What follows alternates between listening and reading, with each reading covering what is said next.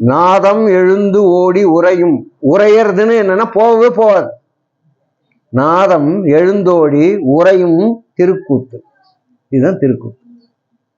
தேவன் சொல்றாங்கல்ல, ஓசை கொண்ட நடனத்தாலே மனு ஈசனாக இயல்புன்னா, அப்போ நட்சத்திரம் வந்து சொல்றான், இப்படா ஜல் ஜல்னு கேக்குதே, என் காதுக்கு கேக்குதே. கண்ணால பார்க்க முடியலனோட காதால பார்க்கலாம்ல. அப்போ தெய்வம் எப்படி இருக்கிறாங்கன்னா இப்போ சப்தம். அதனால அவர்கள் அந்த ஓசை கொண்ட நடனத்தை, அந்த ஓசை கொண்ட நடனத்தை எதால பார்க்க முடியும்னா இந்த ஊனக்கண்களால பார்க்க முடியாது. உன்னுடைய செவியாகிய அந்த யோகத்துறை மூலமா தான் அவங்க உள்ள நுழைஞ்சு நரனை மனிதனாக்கி மனிதனை தேவனாக்குறாங்க. அப்ப எது என்னைக்கு வைகுண்ட வாசல் திறக்குது அப்படின்னா, என்னைக்கு தெய்வத்தினுடைய அந்த நாதம், நாத விந்து கலாதி நமோ நமோ. அவங்க யாரு? வேதம் மந்திர சொரூபா நமோ நமோ. வேதங்களும் மந்திரங்களும் சொரூபமா, ரூபம் வேற அரூபம் வேற. இது சொரூபம். சொல்லுதுல, கேட்ட சொக்குது இல்ல. அதனால அவங்க பேர் என்ன? சொக்கநாதர். பேச பேச பேச என்ன பண்றாங்க, நம்ம பேசினா ஐயோ என்ன பேசுறாங்க, நம்ம மழைக்கிட்டான் அப்படின்னாங்க. அப்ப சொக்கநாதர் எங்கிறாரு?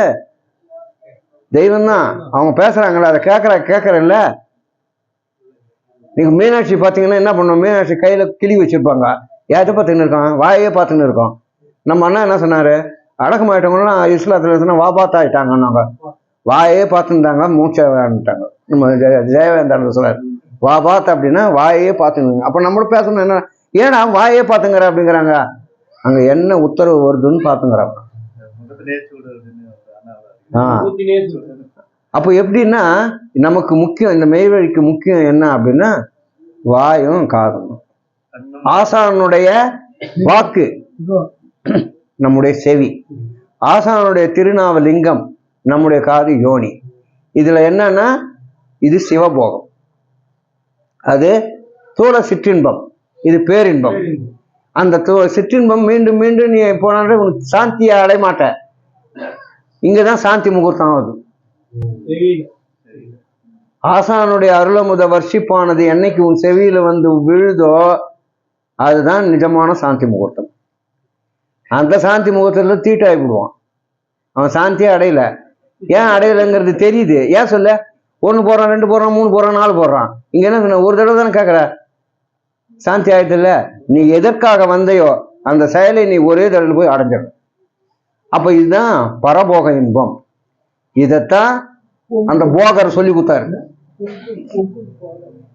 அப்ப வைகுண்டத்துக்கு போறதுக்கு எந்த வழியா போனோம்னா இந்த யோகத்துளை வழியாக, செவி சொல்ல யோகத்துளை வழியாக உள்ள ஈசன் அந்த பரமானுமான அந்த சப்தமானது போகுது. அப்ப சப்தம் ஏன் சப்தம்னு சொன்னாங்க? சப்தம் எங்க பிறக்குது?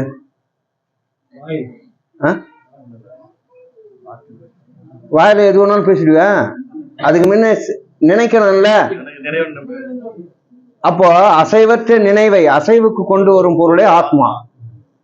நினைவு அசைஞ்சாதான் ஒவ்வொரு ஸ்டெப் பை ஸ்டெப்பா மாறி கடைசியா, அதாவது சப்தத்துக்கு 4 படி.